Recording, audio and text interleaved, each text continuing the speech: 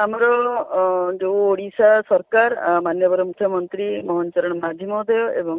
माननीय उपमुख्यमंत्री प्रभाती परिडा महोदया जो भाव में मो उपर भरोसा रखी यही दायित्व मते देइचंती एवं आमर जो माने नेतृवृंद जो दायित्व मते देइचंती ताकू सुचारू रूपे तुले निश्चय चेष्टा करी आ बहुत खुशी लगुच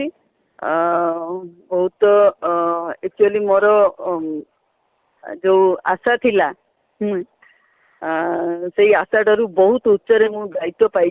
एवं ये गुरु दायित्व तुलेबा आगामी दिन निश्चय चेष्टा करी दायित्व तो मिली आगामी दिन में आम निश्चय गोटे टीम बसबू आउपर आलोचना करूँ कौ भाई भाव में आम कम कले ओडिशा रे शिशु मान सुरक्षा तथा शिशु मान विकास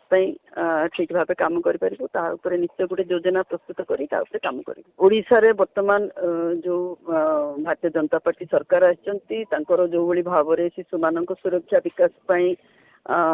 कार्यपंथा रोची एवं जो भाई भाव में शिशु मान सुरक्षा उपरे कड़ा अभिमुख्य ग्रहण करुँच कड़ा पदक्षेप नौकर निश्चय मुझे मोर गुरु दायित्व तुलेबी आगामी दिन में निश्चय चेष्टा करी।